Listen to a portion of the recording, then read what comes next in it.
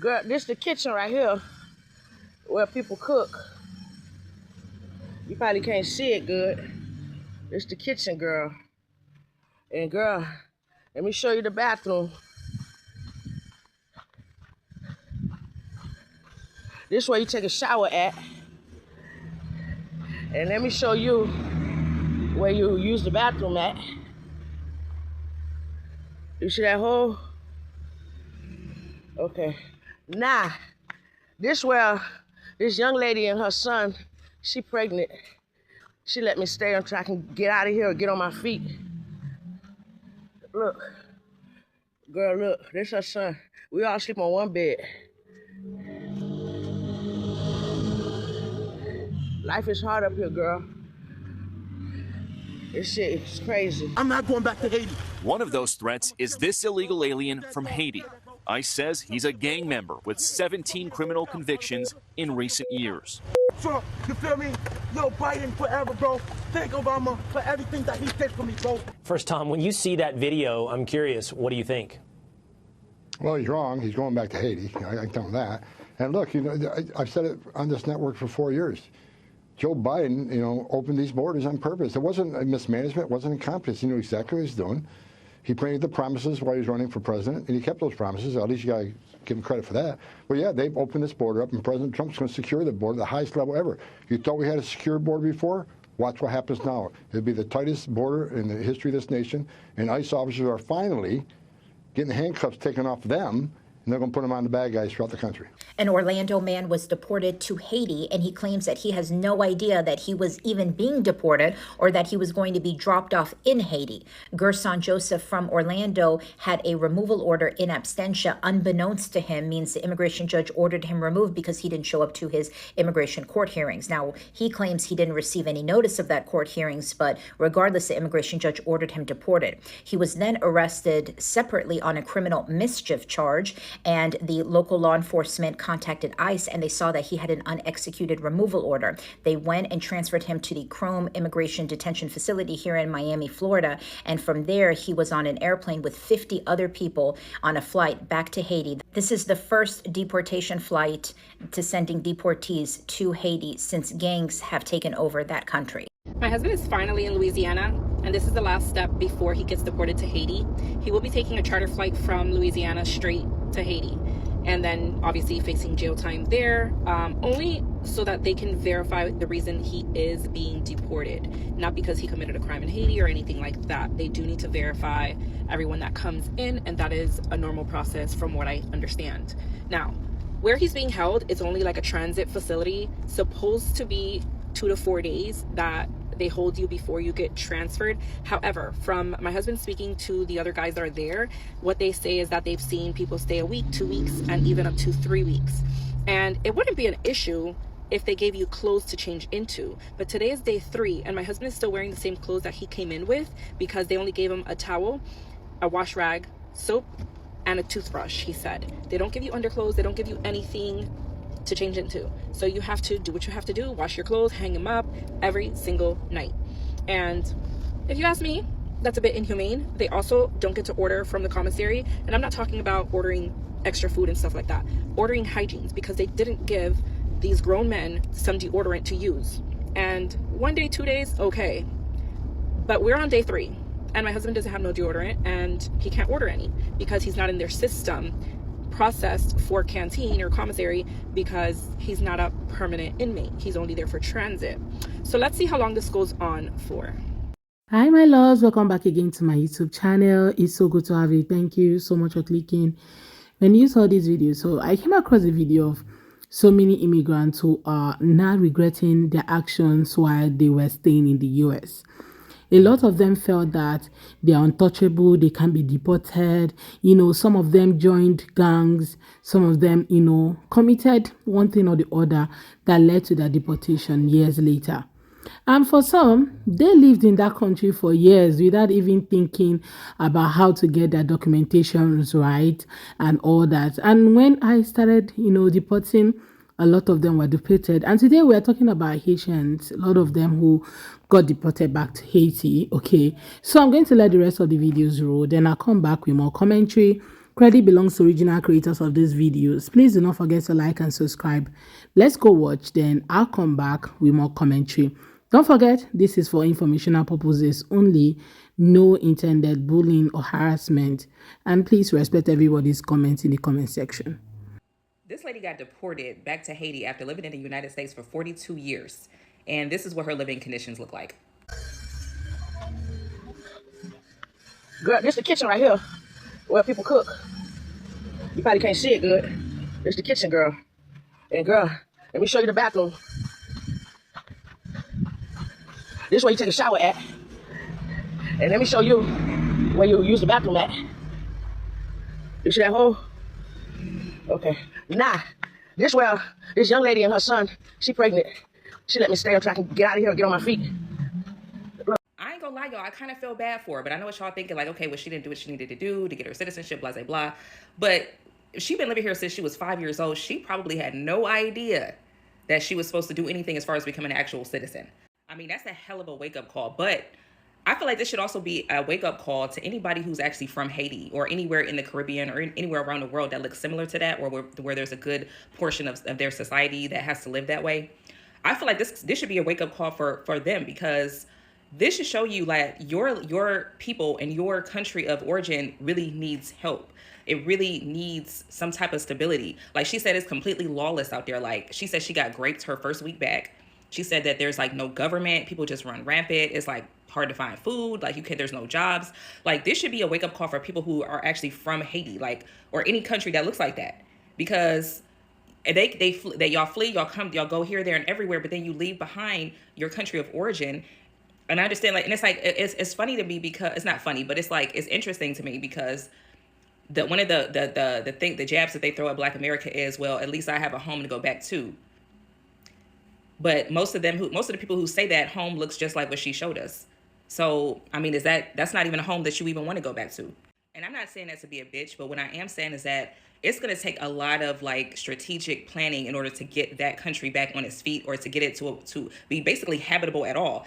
They need to flatten out that whole, everything there needs to just be flattened out, and they need to start from scratch. I don't even know if they're even going to be able to rebuild Haiti without some sort of foreign intervention or some sort of foreign alliance like that. Y'all, at this point, Haitians are going to have to form an alliance with another nation in order to fix that. They don't have the manpower to fix that.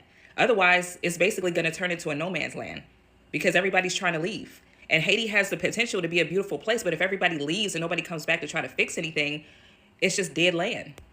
I really do feel bad for her. Like, I feel bad for anybody who has to go back to that situation, because I can't even imagine it. I can't imagine that. But this should be a wake-up call, like, your country needs help. And somebody that's from there needs to be the start of getting it to where it needs to be. Story time, how I got deported to Haiti. TikTok took the last one down, so I'm gonna have to recreate this one and not curse. So, back in 2015, I was a bad jit, making bad friends, bad situations, wrong place, wrong time. Not really. I was in those wrong places, wrong times, because I chose to be. Let's continue. I made this bad friend.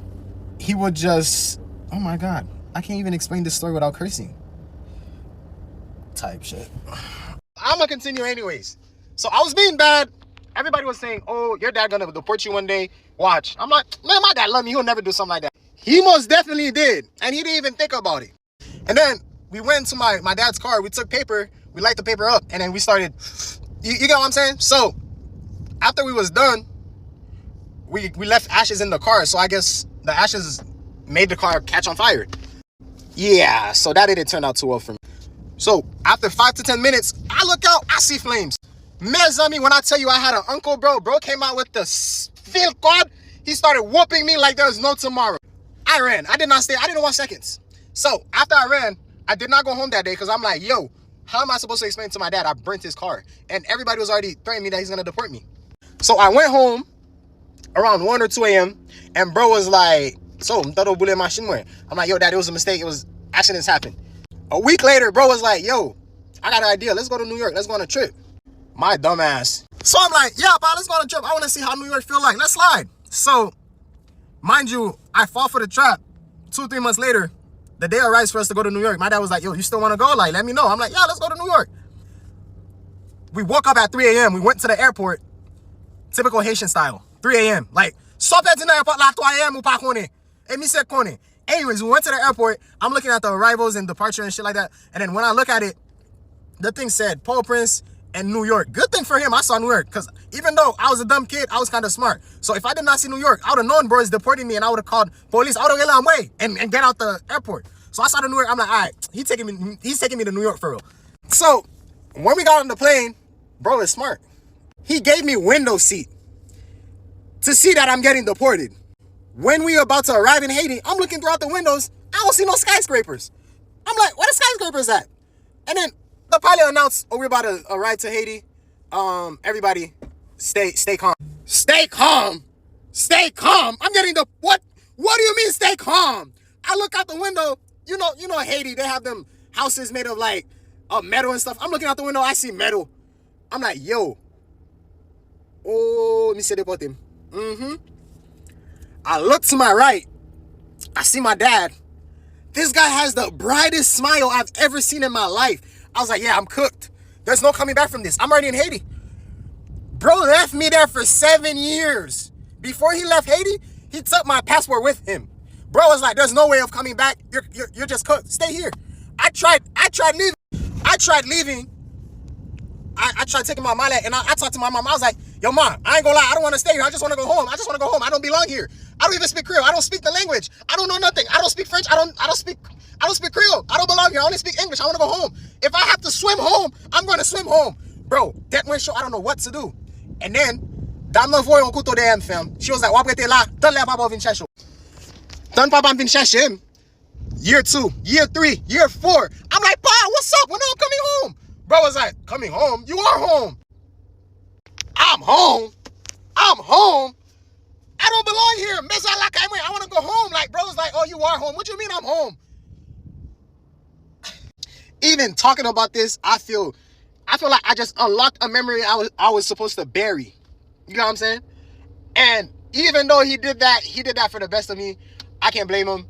But that was my story on how I got deported to Haiti for being a dumbass. Yeah, I was stupid. I fell for his trick going to New York. But how can someone actually stay 42 years in a country without ever getting documented?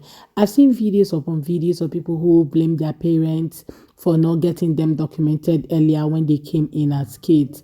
Some of them came in at 5 years when they were 5 or when they were 10 or 12, and they keep blaming their parents for, not getting them documented. But the truth remains that you cannot be blaming your parents at 40. Like, your parents didn't do it in your 16 years, 15 years, or 17-year-old.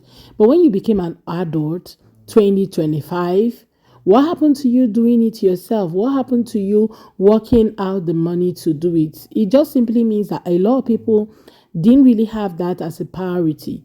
Most of them just wanted to stay back in the country without even considering their documentation and how they were going to, manage themselves, get documented in the country, live legally. Some of them weren't thinking legality at all. Some of them just wanted to leave, stay there, be able to afford one or two things, mix up with the, friends. Some of their friends, didn't even give them the right information. Somebody said that one of the reasons why some people in America are undocumented, let me say some immigrants in America are undocumented, is because they mix up with the wrong crowd, and those crowd never gave them any form of information.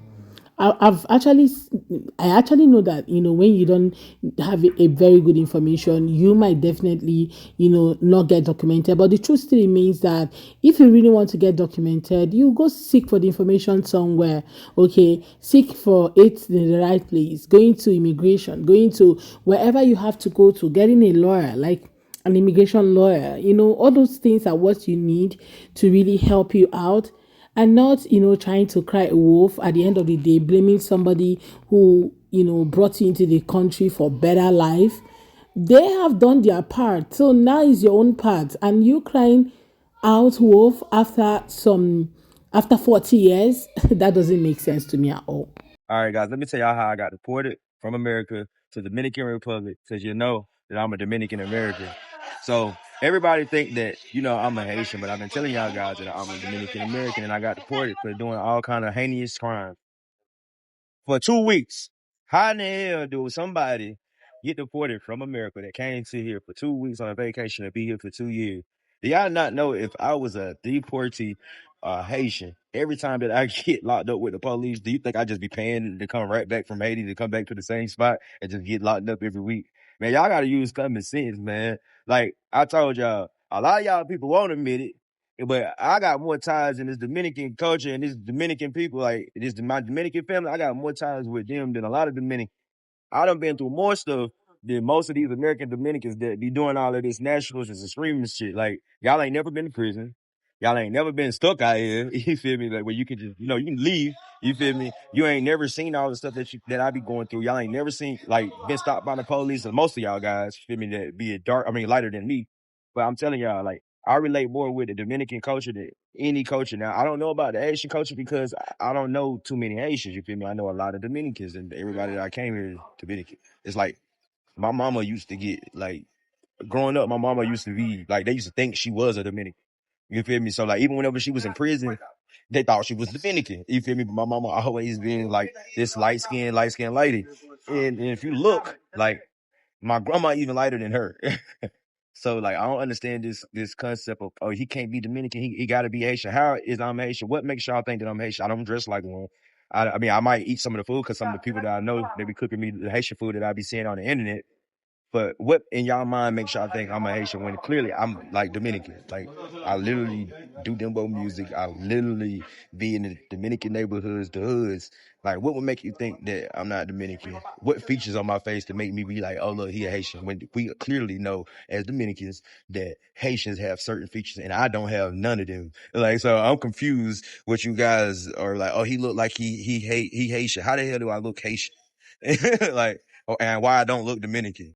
So you telling me that 353,000 Haitians might get deported on February 3rd, 2026 because of the simple fact of Trump ended the Biden program? And if you don't know what's going on, I'll put you on right now. So basically, President Trump ended the Biden program for every Haitian immigrant that currently lives in the United States as of right now. And I ain't gonna lie to you, for somebody who's been watching the news closely and been seeing like the travel bans to Haiti and the tariffs going up and all that, this was bound to happen because our president is petty. Now, what does this mean to all the Zoes that currently live in the United States as of right now? Now, if you've been here for a while and you got your citizenship and your green card, you're valid. But if you came here off of the Biden program, it's looking like if you don't get your citizenship done by next year of February 3rd, you're cooked.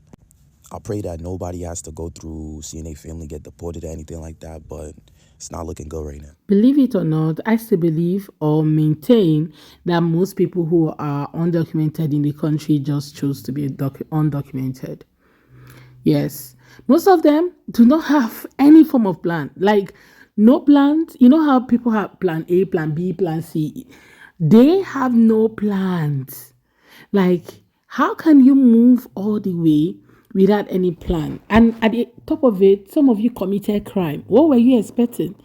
You're thinking that the court or something will not find out that you have like an impending order or a crime that you have committed or something. That or alone kind of repair you from, getting the documentation that you want, especially for those who have decided to now go for their documentation legally, right? That alone can repair you from doing that. You came into the country illegally, and to get documentation was a problem. You didn't even plan about it.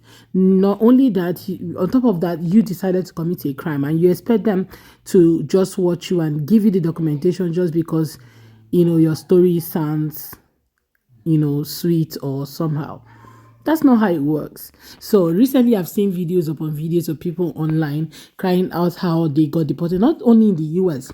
I think a lot of countries right now are beginning to shape in and, tighten their immigration procedures, because probably there might be a time when, some maybe they needed people and they opened the border for people to come in, or probably there was a leader who just have sympathy on immigrants, especially for those who are escaping some kind of thing from their country. They came in and that leader was like, okay, let's just permit these people for a few of them to come in. And now you came into that country and the only thing you could think about was going to commit a crime or going to join friends, hook up with friends who have no plans, who have no better plans, who who might even be a citizen of that particular country. So if anything deportation happens, they are going nowhere, but you are going somewhere. Like, you are literally getting, sent back to where you're coming from. And some of you don't think at all. Like, sit down and really think about your life, think about where you're coming from, because sometimes where you're going to is not even better than where you are currently in. Some of you got the opportunity to stay in the US, okay? I know that a lot of people had this American dream, even though some people do not have it right now, right? But a lot of people have, have American dream. I see people who still have like a lot of them American dreams right now. Many people wanted to be in the US. Many people wanted to really, find themselves in the US. And you got that opportunity. And the only thing you could think about was, mixing up with it. I know that age can have a ripple effect on people, right? When you are younger, you tend to do some silly things. When you grow older, you start regretting them. I understand that, right? But I've also seen people who are young, who grew up without any form of scandal or, joining the wrong persons, especially people. See, I used to tell people that when you want to, when you decide to be a person, like a good person, you will definitely be a good person from beginning to end. Yeah, childhood, selfishness and all of that can come in, but that doesn't mean that you cannot also find yourself back. I'm happy that a lot of people are finding themselves and also admitting to the fact that they were wrong. But yeah, what is done is done. Anyway, guys, let me know what you all think in the comment section. I really love to read from you guys. Please do go to like and subscribe if you haven't already. Don't forget to give the video a thumbs up so that more people can see it. And credit belongs to original creators of those videos. Please do go to like, subscribe, share, and drop your own take in the comment section. I look forward to seeing you all on my next. Bye, guys.